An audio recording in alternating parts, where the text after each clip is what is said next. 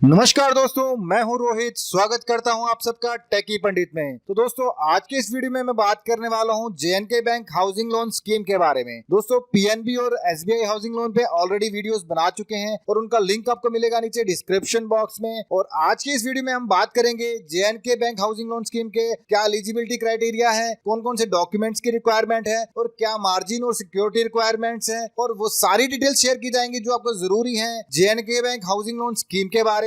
तो आइए स्टार्ट करते हैं आज के इस वीडियो को।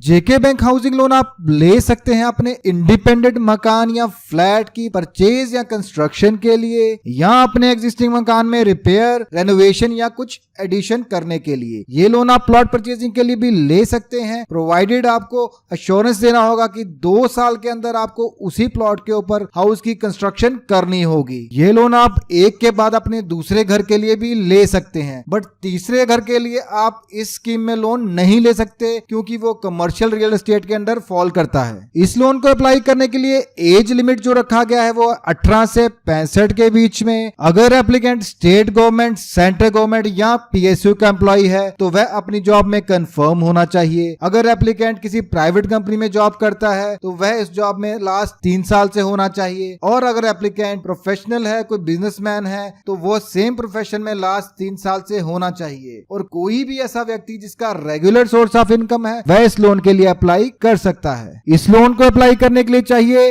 Valid ID proof, address proof. अगर एप्लीकेंट सैलरीड है तो लास्ट 3 महीने की सैलरी स्लिप, फॉर्म 16 लास्ट 2 साल का, और लास्ट 6 महीने की बैंक स्टेटमेंट, सैलरी अकाउंट। और अगर एप्लीकेंट बिजनेस प्रोफेशनल है तो उसको अपनी आईटीआर देनी होगी लास्ट 3 साल की, और प्रॉफिट एंड लॉस अकाउंट और बैलेंस शीट देनी होगी लास्ट 3 साल की अपने बिजनेस की। और दोनों ही केसेस में प्रॉपर्टी के डॉक्यूमेंट्स और प्रॉपर्टी के अप्रूव्ड प्लान की कॉपी रिक्वायर्ड है। और मैक्सिमम लोन अमाउंट जो है वो परचेज या कंस्ट्रक्शन के केस में फिक्स नहीं है, ये डिपेंड करेगा आपकी प्रोजेक्ट कॉस्ट पे या आपकी मंथली इनकम पे। और रिपेयर या रेनोवेशन के लिए ये मैक्सिमम क्वांटम जो है वो 25 लाख रुपए है। और प्लॉट परचेजिंग के लिए मैक्सिमम रखा गया है 50 लाख या प्लॉट की कीमत का 60%। लेकिन प्लॉट का एरिया जो है वो 5440 स्क्वायर फुट या 1 कनाल से ज्यादा नहीं होना चाहिए। प्लॉट परचेजिंग के लिए आपको जो अमाउंट दिया जाएगा वो आपका टोटल हाउसिंग लोन एलिजिबिलिटी का 60% से ज्यादा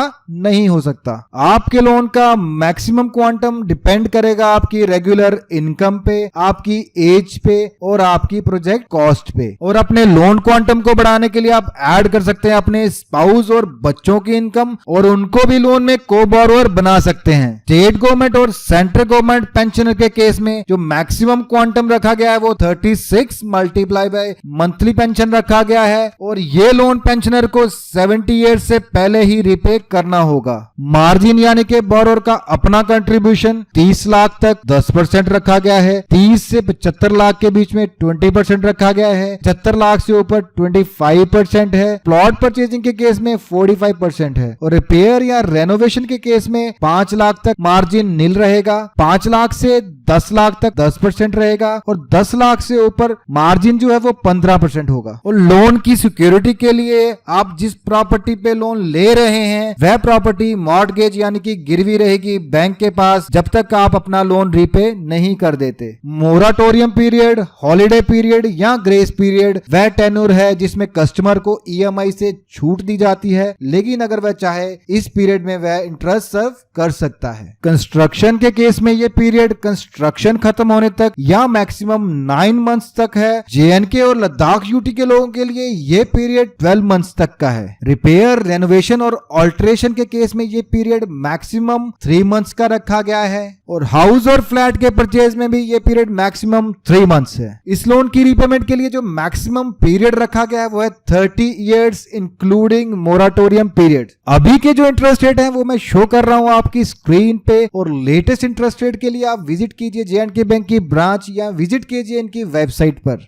नॉर्मली इस लोन में बैंक किसी तरह की गारंटी डिमांड नहीं नहीं करता है, लेकिन पेंशनर के केस में स्पाउस या लीगल हेयर जो कि एंटाइटल्ड है फैमिली पेंशन के लिए, उनकी गारंटी रिक्वायर्ड है। एनआरआई के केस में 2 रेजिडेंट इंडियंस की गारंटी रिक्वायर्ड है। रिपेयर या रेनोवेशन के लिए अगर आप 5 लाख तक का लोन लेते हैं और उसमें आपकी प्रॉपर्टी की मॉर्गेज नहीं की जाती तो उस केस में भी गारंटी की रिक्वायरमेंट है। और जेएनके और लद्दाख यूटी के एम्प्लॉइज के लिए ये लिमिट 10 लाख रखी गई है। इस लोन के लिए प्रोसेसिंग चार्जेस जो रखे गए हैं वो है 0.25% ऑफ लोन अमाउंट, और जो मिनिमम चार्जेस हैं वो बैंक ने रखे हैं 5,000 और मैक्सिमम है 25,000। फॉर एग्जांपल अगर आप 20 लाख तक का लोन लेते हैं तो 0.25% के हिसाब से वो बनेगा 5,000। वैसे ही आप किसी भी अमाउंट पे कैलकुलेट कर सकते हैं। ये सब करने के बाद भी आपका लोन तब तक डिसबर्स नहीं होता जब तक बैंक का अप्रूव्ड वैल्यूअर आपकी प्रॉपर्टी की वैल्यूएशन नहीं कर देता और बैंक का पैनल लॉयर इस पे अपना लीगल ओपिनियन नहीं दे देता। परचेज के केस में आपका जो लोन डिस्पर्स होगा वो लमसम में होगा। कंस्ट्रक्शन के केस में डिस्बर्समेंट जो होगा वो स्टेजेस में होगा